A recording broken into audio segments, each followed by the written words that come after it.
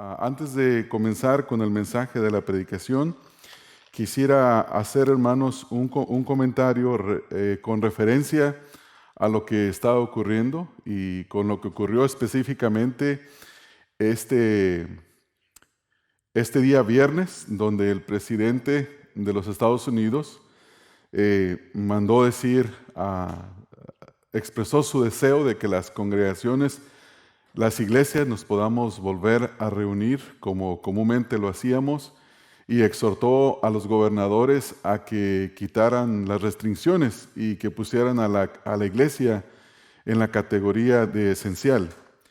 Y ustedes saben que el presidente dio no fue una orden ejecutiva, pero sí fue algo verbal donde exhorta a los gobernadores a que permitan a las iglesias congregarse.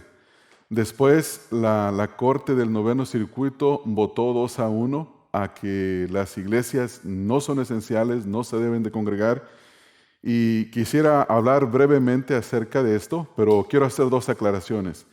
En primer lugar, en ningún momento yo pretendo ser una persona de influencia. Con esto me refiero, yo no soy un pastor como lo es John MacArthur, John Piper, todos estos hombres que cuando ellos hablan traen influencia a mucha gente. En ningún momento estoy pretendiendo hacer eso.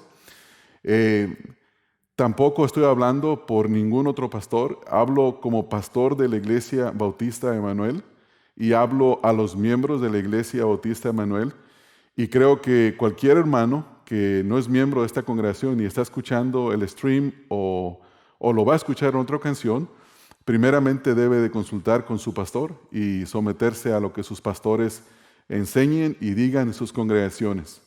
Habiendo aclarado esto, creo que la decisión que el gobierno ha tomado es una decisión que refleja lo que dice la Escritura en Romanos capítulo número 1, en el versículo número 21. En este pasaje de la Escritura vemos que los hombres, siendo pecadores, no tienen entendimiento. Dice la Escritura en Romanos 1:21, pues habiendo conocido a Dios, no le glorificaron como a Dios ni le dieron gracias, sino que se envanecieron en sus razonamientos y su necio corazón fue entenebrecido.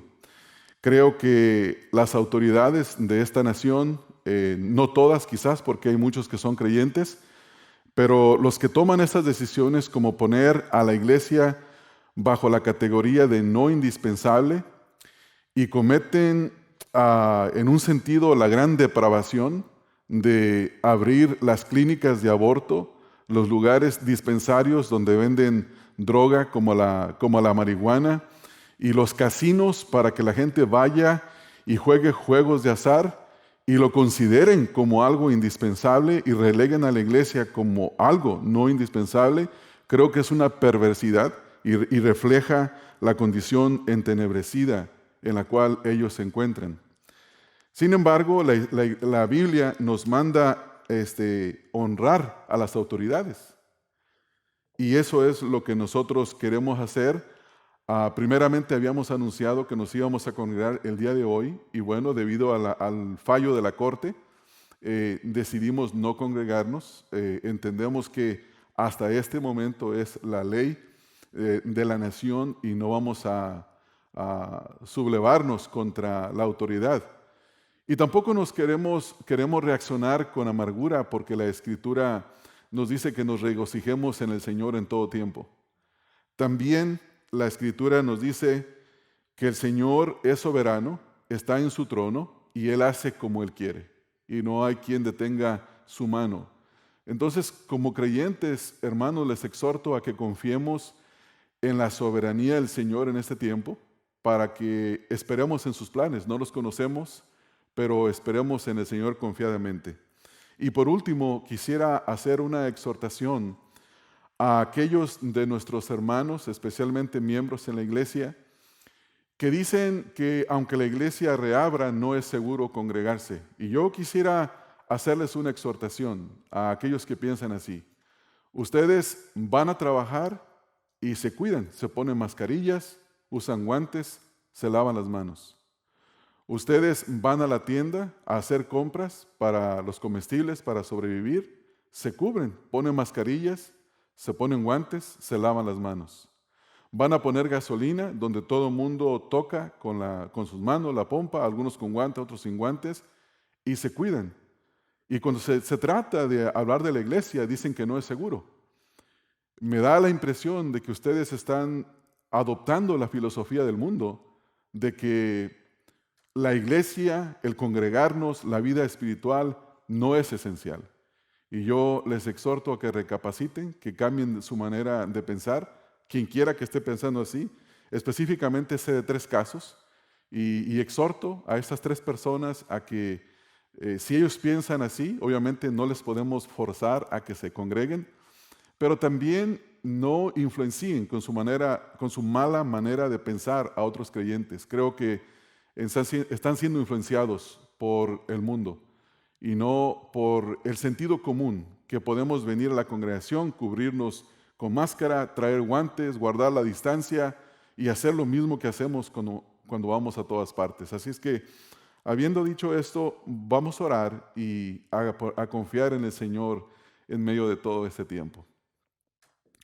Señor y Padre nuestro, queremos ponernos en tus manos en esta hora al estudiar tu palabra.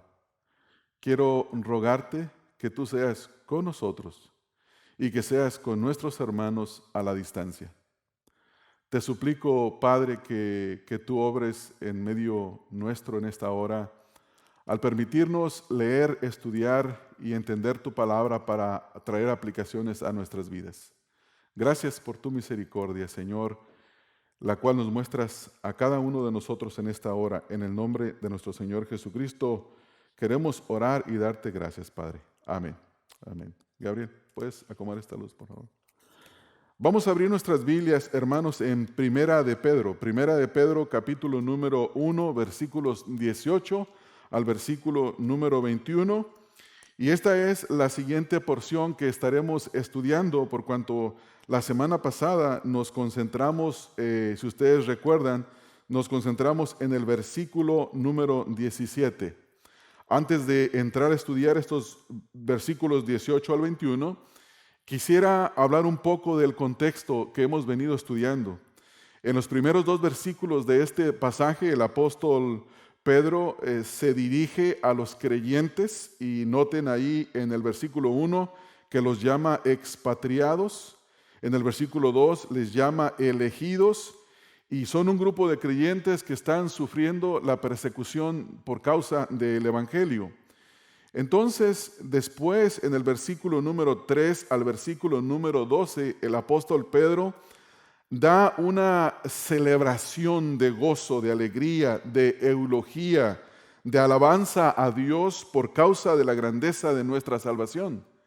Dice la Escritura aquí en el versículo número 3, bendito el Dios y Padre de nuestro Señor Jesucristo, que según su grande misericordia nos hizo renacer para una esperanza viva por la resurrección de Jesucristo de los muertos.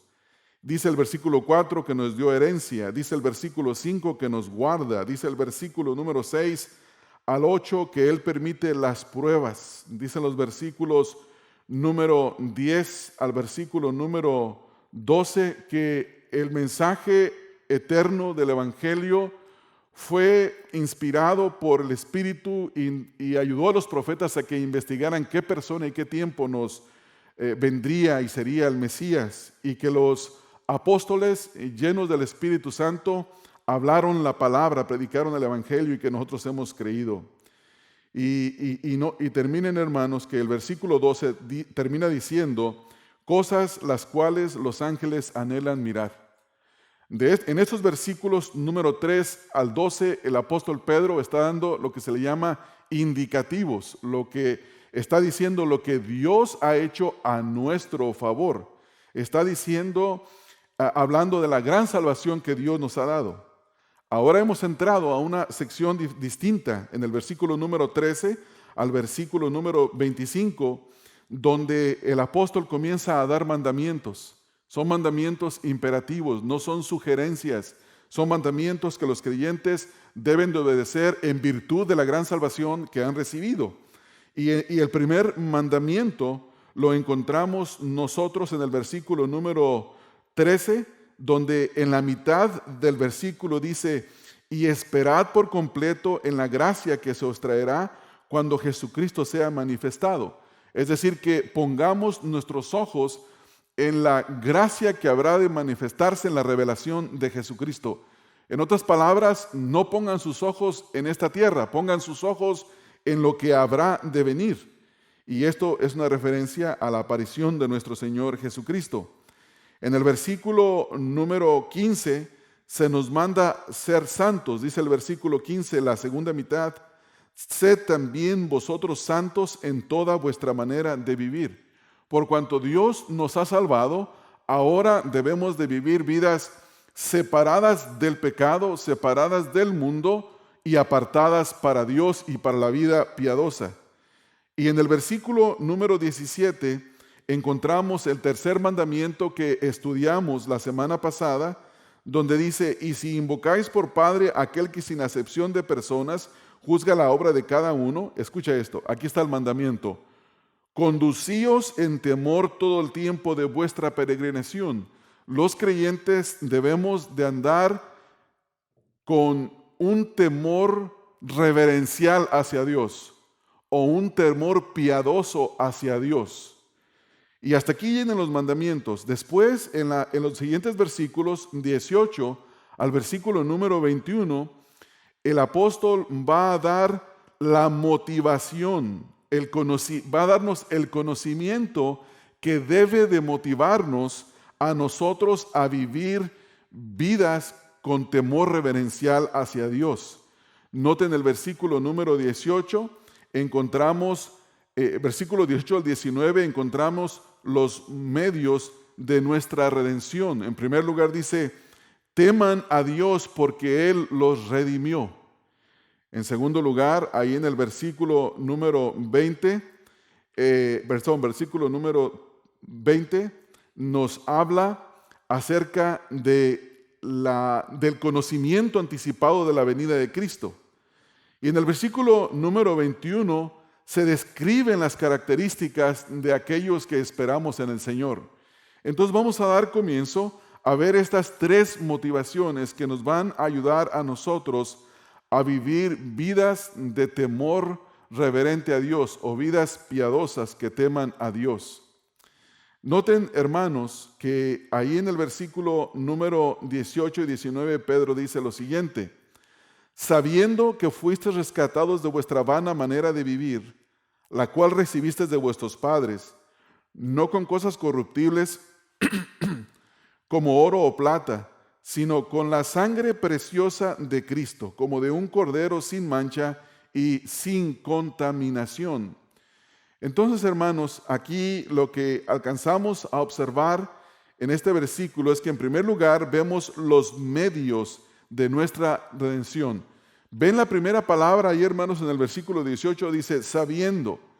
Nosotros como creyentes debemos de saber que Dios nos redimió. Y aquí el apóstol Pablo exhorta a los creyentes a que conozcan el gran precio que se ha pagado por el rescate de sus almas. Esto es lo que él quiere que ellos entiendan. El rescate de nuestras almas costó un gran precio. Los creyentes a quienes Pedro está escribiendo aquí en esta epístola, él les escribe y les dice: ustedes eran esclavos del pecado, pero Dios en su misericordia los rescató de su vana manera de vivir. Y esta, hermanos, es la condición de todo hombre. Todo hombre y toda mujer que no está en Cristo Jesús se encuentra perdido, se encuentra siendo esclavo del pecado, y solamente el Señor Jesucristo le puede redimir de esa condición. Pedro dice sabiendo. Esta es la palabra que se utiliza para hablar de un conocimiento que es evidente, un conocimiento que es intuitivo. Y esto no es algo que aprendemos por nosotros mismos y por medio de los hombres. Esto es algo que se nos ha revelado en la Escritura. La palabra de Dios ha inspirado a los hombres piadosos, y Dios exhaló su palabra, ellos la escribieron, nos la han predicado. El Espíritu Santo ahora viene a iluminar nuestro entendimiento y sabemos que este es un conocimiento que se adquiere por la Escritura, por la iluminación del Espíritu Santo, y se puede comprender solamente de esa manera. Entonces, esto es lo que Pedro quiere que los creyentes sepan. En cierto sentido, es un conocimiento celestial, porque no podríamos nosotros nunca haberlo sabido a no ser por el Espíritu Santo que ha venido a morar en nuestros corazones. Y este conocimiento nos ha llegado por la palabra de Dios. Entonces, Pedro desea que los creyentes a quienes él está escribiendo sepan que Dios ya los liberó. Mire, vamos a ver el versículo. Dice, sabiendo que fuisteis rescatados. Esta palabra es rescatados o redimidos. Y fuimos redimidos, dice, de nuestra vana manera de vivir. Vana manera de vivir. Ahora la pregunta que nos hacemos es, ¿qué es lo que debemos de saber? Y lo que debemos saber, eso es obvio, que fuimos redimidos, que se pagó un precio por nuestro rescate. Es importante entender que esta palabra redimir significa soltar algo que está atado, especialmente liberar a los encarcelados. Es la acción de pagar un precio de rescate por aquellos que están cautivos, aquellos que están atados, y ponerlos en libertad. Entonces, cuando Pedro está diciendo que fuimos redimidos o que fuimos rescatados, él está haciendo una referencia a la acción de Dios en el pasado de liberarnos, de redimirnos por la sangre preciosa de nuestro Señor Jesucristo. Noten lo que dice Tito 2:14, quien se dio a sí mismo por nosotros para redimirnos de toda iniquidad y purificar para sí un pueblo propio celoso de buenas obras.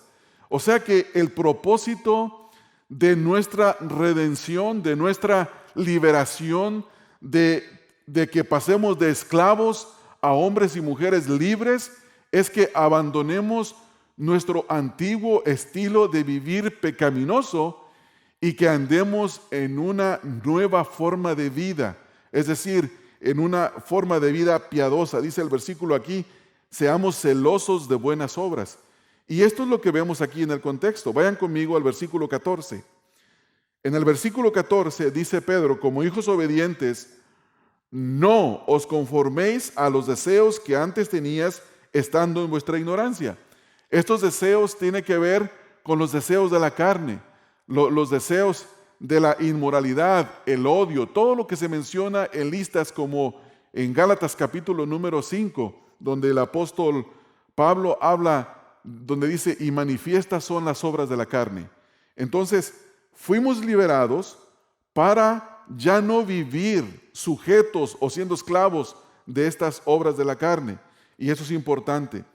Cuando el apóstol Pedro está escribiendo, es importante saber que en el contexto del mundo en el que él está escribiendo, que es el Imperio Romano, había aproximadamente 6 millones de esclavos, los cuales había compra y había venta, y la gente los compraba porque en muchos casos era un negocio muy importante. Si una persona quería liberar a un ser querido o redimirlo de la esclavitud para sí mismo, tenía que pagar el precio estipulado que estaba por ese esclavo. Y mucha gente lo hacía, compraba a algún familiar que estaba siendo esclavo, lo liberaba y luego lo ponía en libertad. Y eso es precisamente lo que Dios hizo con nosotros. La carne aquí, hermanos, Dios nos ha liberado aquí de la carne, del pecado.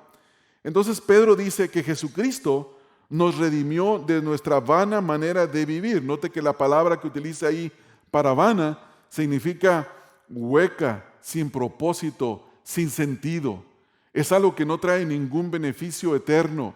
Es algo que se practica en el momento y eso es todo lo que es. Un ejemplo de esto es cuando los hombres inmorales, borrachos, se van el fin de semana a emborracharse, a practicar cualquier clase de inmoralidad.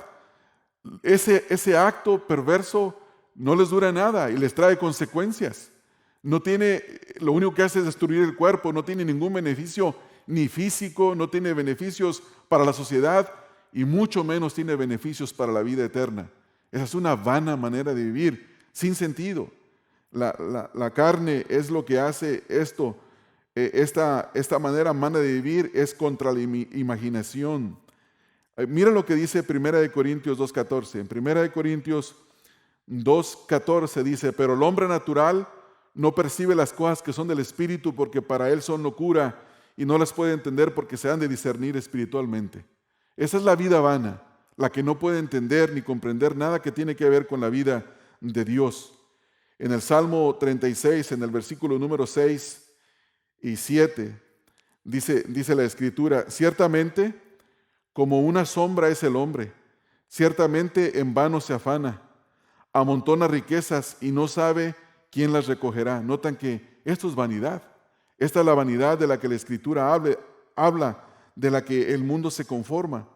Y en Romanos 1.21, el versículo que leí hace un momento, dice, pues habiendo conocido a Dios, no le glorificaron como a Dios ni le dieron gracias, sino que se envanecieron en sus razonamientos y su necio corazón fue entenebrecido. O sea, tienen un razonamiento que es vano, que es hueco, que no produce. Miren, hermanos, este es el razonamiento de nuestro gobierno en estos días, o de todas las personas que están en la autoridad y que queriendo salvar la carne van a perder su alma. Ellos hacen todo lo posible por estar en un bienestar físico y está bien, eso es correcto, pero cuando son negligentes en su vida espiritual y dicen que el congregarse no es necesario, ese es un pensamiento vano, es absurdo y no trae ningún beneficio. Por eso de nada sirve salvar tu vida, llegar a una edad de 80, 90 años y estar físicamente bien, pero que al final pierdas tu alma. Y por esa razón nosotros creemos y consideramos que congregarnos, estar juntos, tener comunión, es indispensable para nuestras vidas. Porque no es un pensamiento que ha nacido en nuestra mente y en nuestro corazón, sino que es el pensamiento y la voluntad de Dios. La Escritura dice que la iglesia primitiva perseveraban juntos en la enseñanza de los apóstoles, en el partimiento del pan, en la comunión unos con otros y en las oraciones. Y ahí la clave es la palabra juntos. Y el Señor, inspirando en el libro de Hebreos 10:25, dice, no dejemos de congregarnos como algunos lo tienen por costumbre. Y la idea de congregarse es venir y estar juntos. Entonces, ese es un razonamiento que debe de ser atacado con la Escritura. Y yo entiendo el argumento de contraposición. Dice, no, el estar junto hay más posibilidades de contaminarte. Sí, cuando vas al casino no tienes posibilidad de contaminarte con los que estás juntos. Cuando vas al banco y estás respirando el mismo aire que están ahí con los que están en el banco, no tienes la posibilidad de contaminarte. A todos los lugares que vayas vas a encontrar personas. Ahora, es importante entenderlo, es un razonamiento vano. Ahora, vamos a ver el medio de la liberación. Dice el versículo número 18, primero lo dice en sentido negativo, dice, nos rescató de nuestra vana manera de vivir, la cual recibisteis de vuestros padres. Obviamente esto es herencia.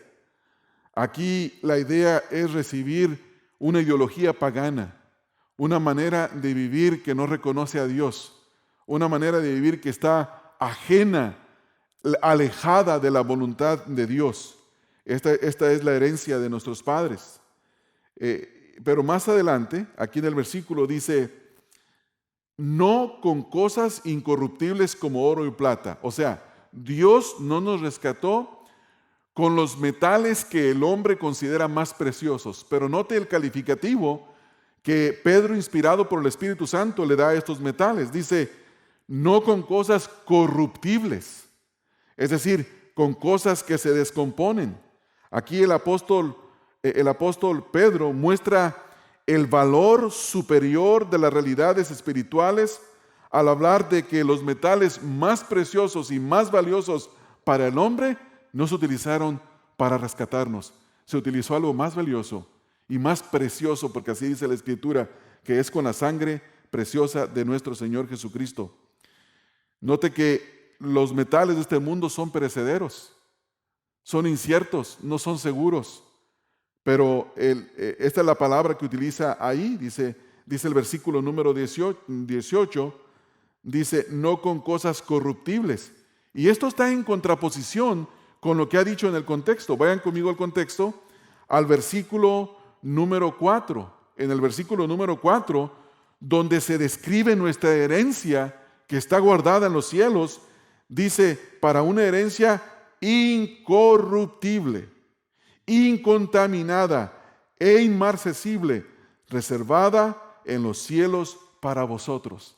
Entonces aquí vemos un contraste de las cosas que son perecederas y las cosas que son eternas. Entonces, lo que se utilizó para liberarnos, hermanos, no fue simplemente oro o plata. Veremos en el versículo número 19 que lo hizo, dice el versículo 19, sino con, es decir, de una forma totalmente opuesta, contraria, con la sangre preciosa de Cristo. Esto fue lo que se utilizó.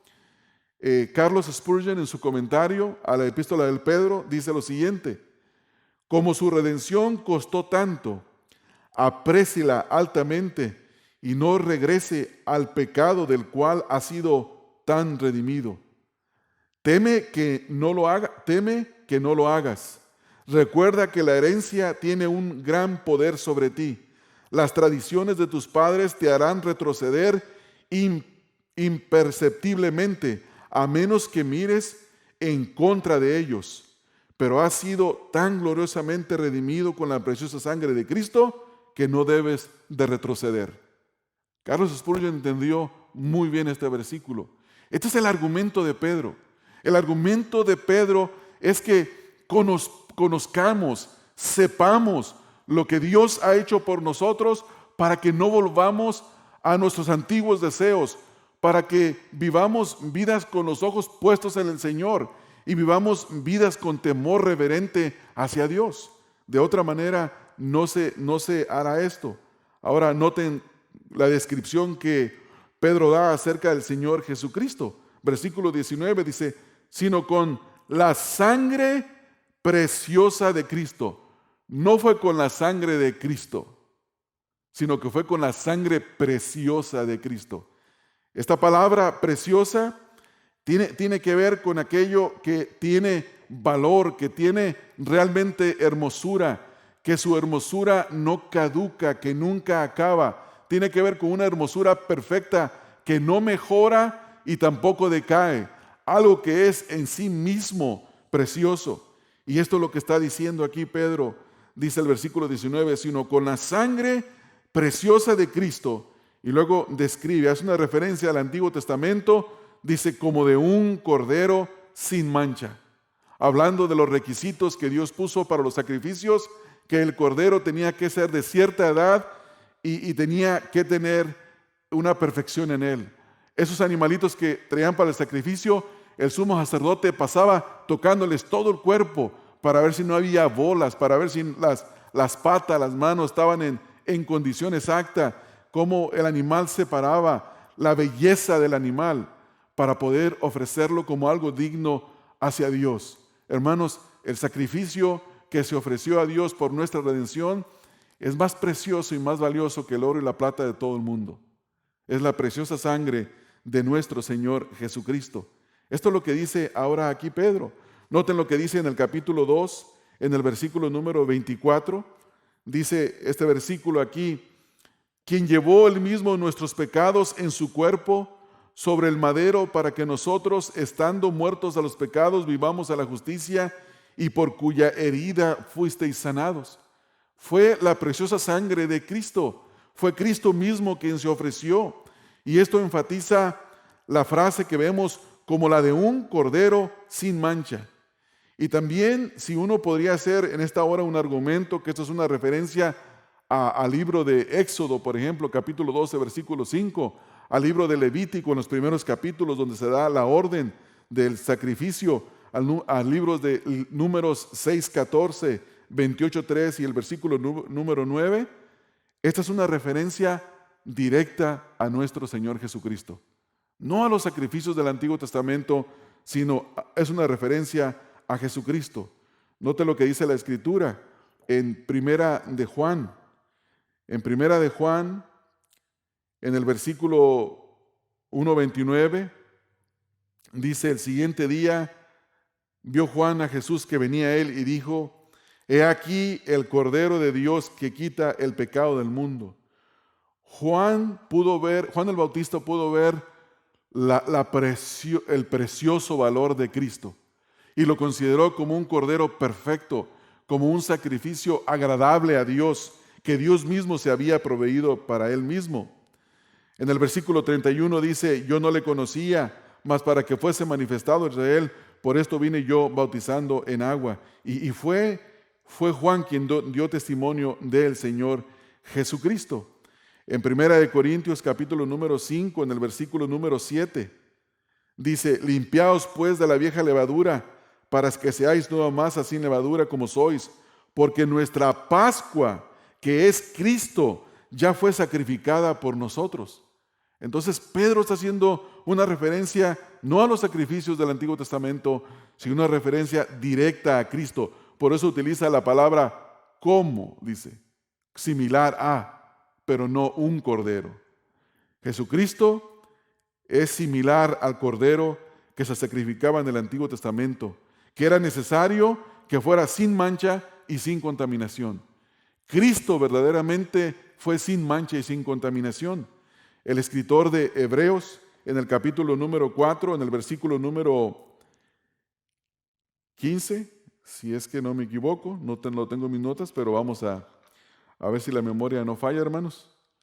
Dice, versículo 14 y 15, dice: por tanto, teniendo un gran sumo sacerdote que traspasó los cielos, Jesucristo, el Hijo de Dios, retengamos nuestra profesión, porque no tenemos un sumo sacerdote que no se pueda compadecer de nuestras debilidades, sino uno que fue tentado en todo según nuestra semejanza. Y luego agrega: pero sin pecado. Jesucristo fue sin pecado, hermanos. Y este es lo que Pedro quiere que el creyente entienda, que el precio que se pagó por nuestra redención no fue oro, no fue plata, porque son cosas corruptibles. Se pagó un precio que es altamente invaluable. No existe la forma de valorar la persona de Cristo. Él es el tesoro más precioso. Él es lo más hermoso. Y por esa razón nosotros le amamos, le seguimos. Y por esa razón queremos congregarnos juntos los domingos para que juntos como creyentes le demos honra, le demos gloria, porque Él la merece, porque Él nos redimió, porque Él nos salvó. Sin embargo, nuestro gobierno no puede entender eso, porque no han experimentado la gran experiencia de la redención. Y nuestra oración es que que Dios en su misericordia les salve, les redima, para que ellos puedan ver el alto valor de honrar y glorificar a nuestro precioso Salvador. Entonces, hermanos, vamos ahora a nuestro segundo punto, hablando de la naturaleza del Redentor. Volviendo al capítulo 1 de Primera de Pedro, en el versículo número 20, vemos la naturaleza de nuestro Redentor. Él no es un hombre común y corriente. Él es el Dios quien habitó eternamente en la presencia de Dios el Padre, de Dios el Espíritu Santo, en una eterna coexistencia de amor, de entendimiento, de comprensión. Y eso es lo que nos dice el versículo número 20, dice: ya destinado desde antes de la fundación del mundo. Esta es una referencia, hermanos. Aquí ahora Pedro nos dice que este Cordero de Dios ya era conocido de antemano. Es decir, que Dios planeó salvar a los pecadores desde antes de la caída de Adán y Eva.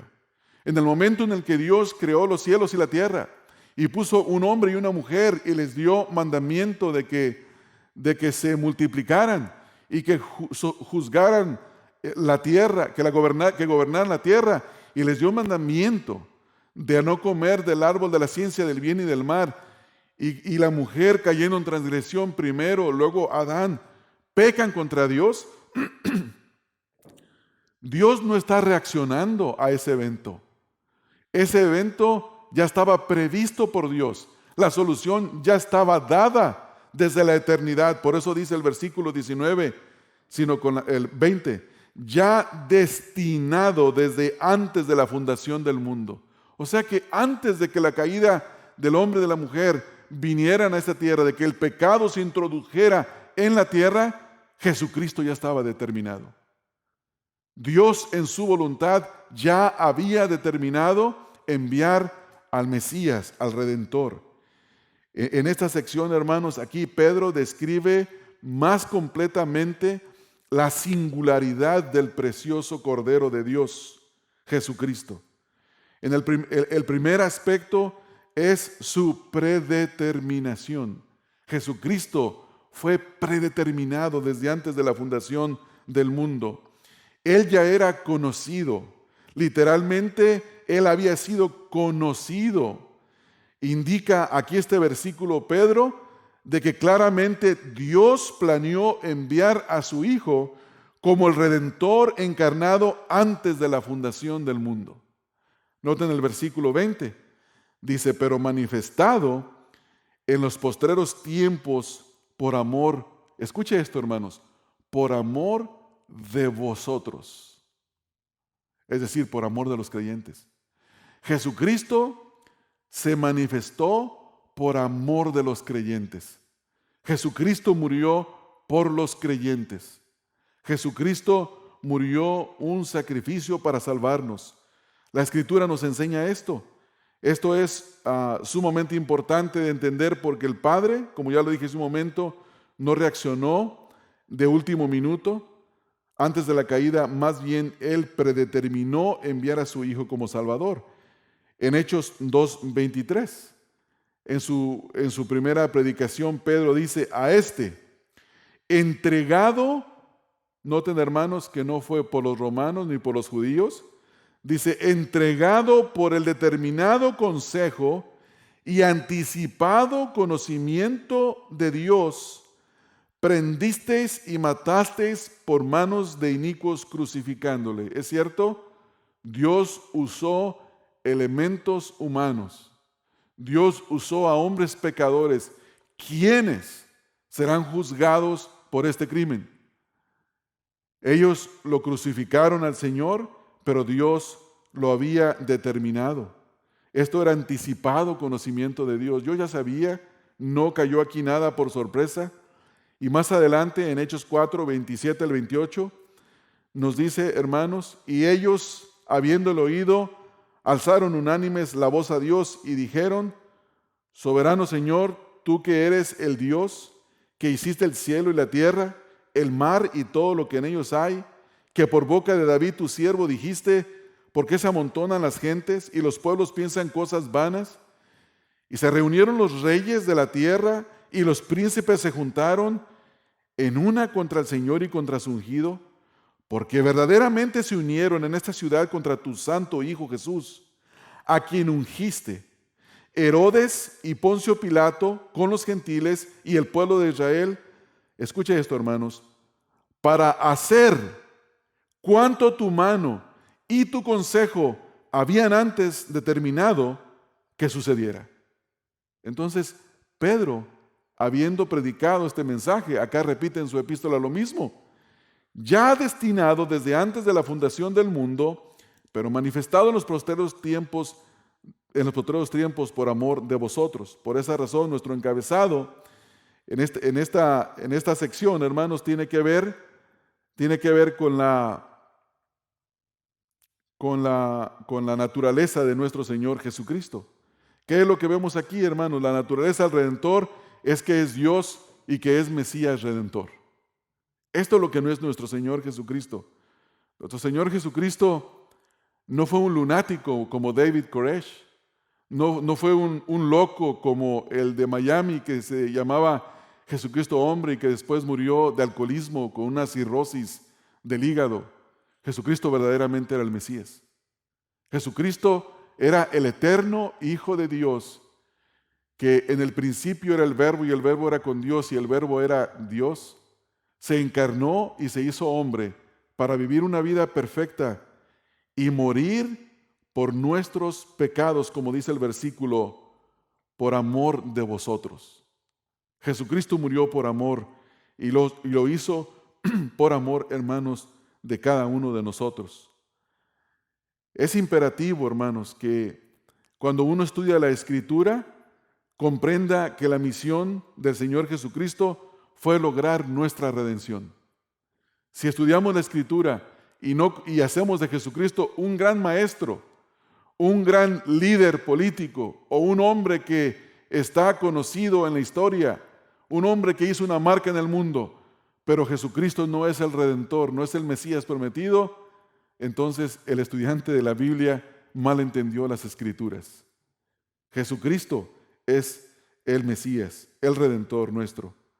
La expiación realizada por causa de nuestros pecados está arraigada en el propósito eterno del Padre de entender y conocer que el hombre incurriría en transgresión y de esa manera enviar al Mesías y morir por nuestros pecados para redimirnos de toda maldad.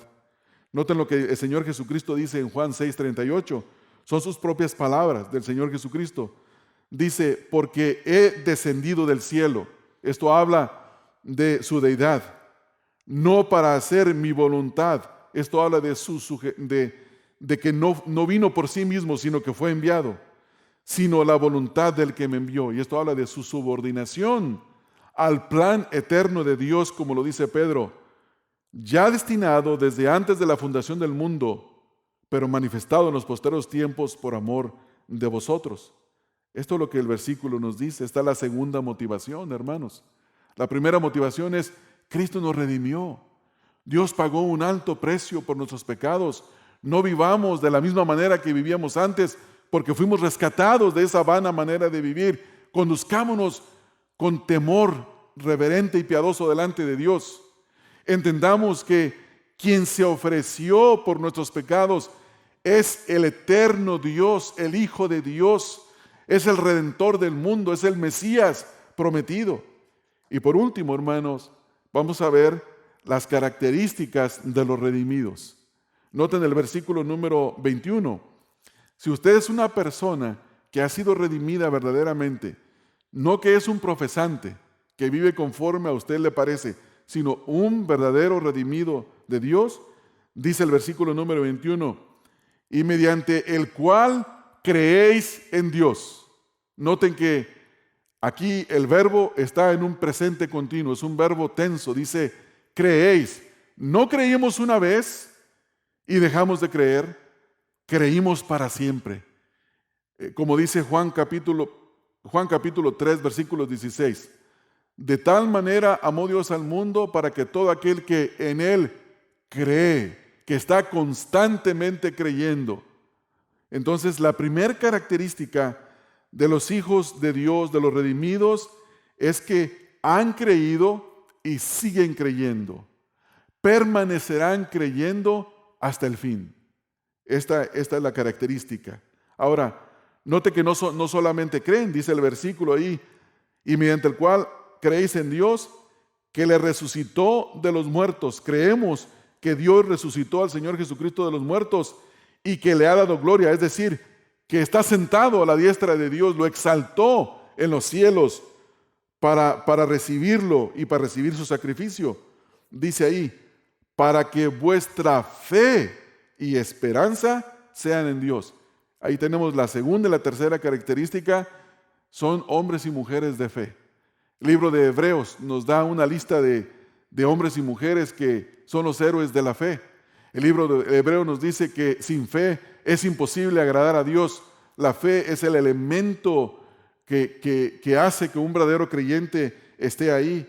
Y por último, la esperanza es lo que nos hace esperar la venida de Cristo. Entonces tenemos tres elementos. Han creído, poseen fe y tienen esperanza. El final de este versículo número 21, hermanos, revela la bendición doble, más bien dicho triple.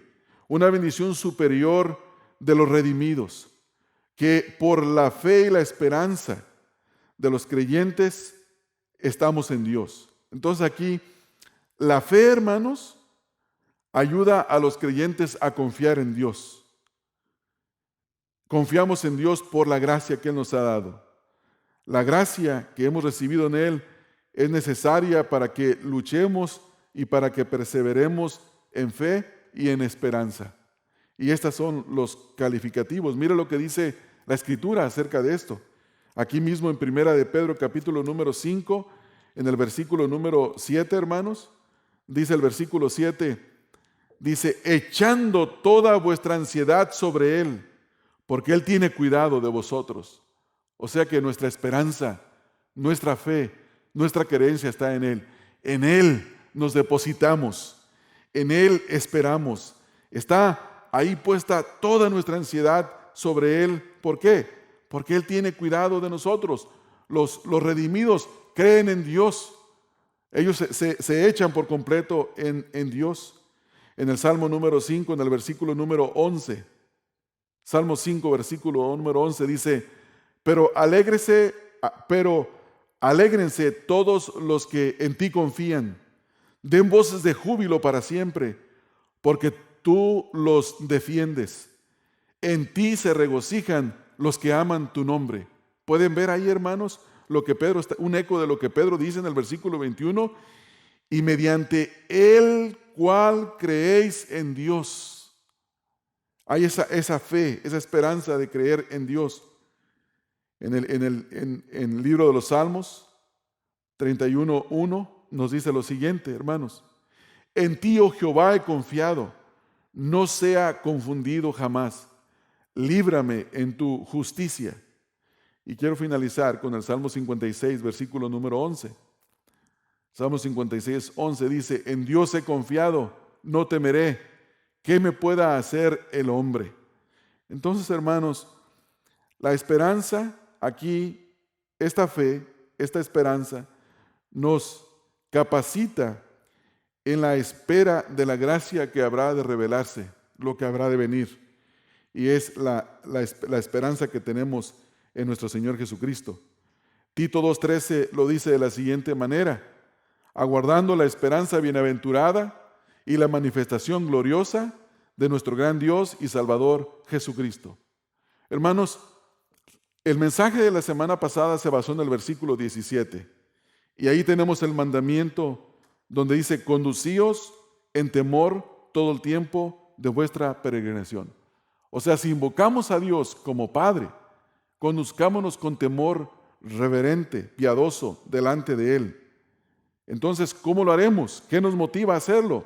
La motivación está en saber que fuimos redimidos y que fuimos redimidos, hermanos, de una vana manera de vivir a la cual no debemos devolver porque fue una herencia pagana de nuestros padres. De paso, quiero mencionar algo que viene a mi mente, no está en mis notas, pero es algo que he observado en este versículo. Noten el versículo 18, dice, la cual heredaste de vuestros padres.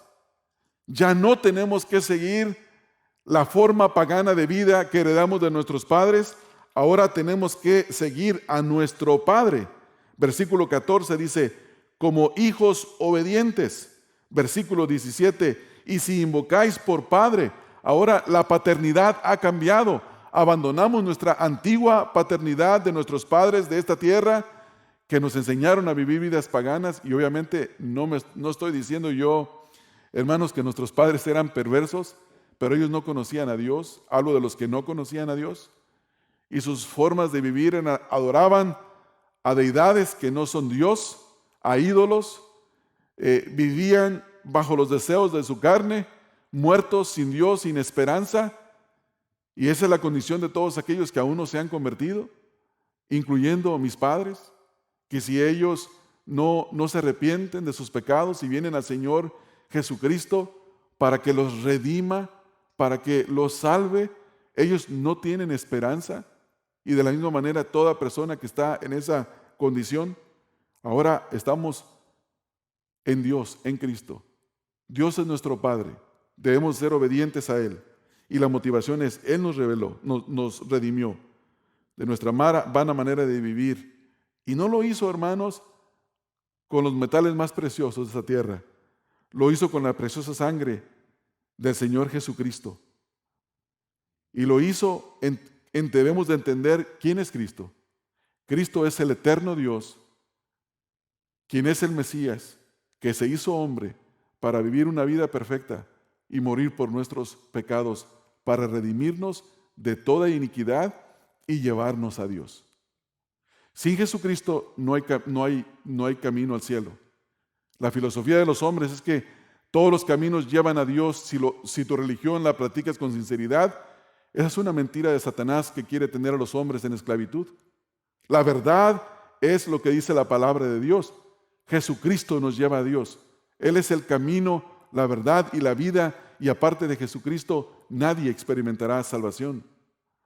Por eso, hermanos, tenemos aquí estas motivaciones. Y estas motivaciones deben de ser arraigadas en nuestra mente, en nuestro corazón. Debemos de saber esto. Esto es lo que debemos de saber. Que fuimos redimidos de una forma pagana de vivir, heredada por nuestros padres. Que no se pagó cualquier precio, que se pagó la sangre preciosa de Cristo, del Hijo de Dios, quien es el Mesías prometido y quien murió por nosotros para llevarnos a Dios. Esa es la motivación que nos debe de mover a vivir vidas piadosas delante de Dios. Si no entendemos esto, no hay forma de vivir con temor reverente delante de Dios. Nada nos puede persuadir. Esto es lo único que nos puede persuadir. No nos puede persuadir ni el infierno, porque muchas gentes van caminando al infierno y no tienen temor. Saben que existe el infierno, pero van en dirección a él. Tenemos que ser hijos obedientes, agradecidos a nuestro Padre por el gran sacrificio con el cual nos redimió. Amén.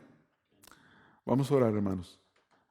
Nuestro Padre, que estás en los cielos, oramos a ti en el nombre de nuestro Señor Jesucristo en esta hora, dándote gracias por tu palabra y sobre todo, Señor, sabiendo que el mandamiento que tú nos ordenas a vivir, donde debemos de conducirnos con temor delante de ti, está fundamentado en el hecho de que tú nos has redimido, nos has rescatado de una vana manera de vivir, no con los metales preciosos de este mundo, sino con algo que es más precioso e infinitamente invaluable, que es la sangre preciosa de nuestro Señor Jesucristo, quien es Dios, quien es el Mesías prometido, quien es el Salvador del mundo que murió por nuestros pecados para llevarnos a ti. Que a Él sea siempre la honra, la gloria y la alabanza por la eternidad. En el nombre de nuestro Señor Jesucristo, oramos, Padre, y te damos gracias. Amén. Dios les bendiga, hermanos, y vamos a concluir con un canto.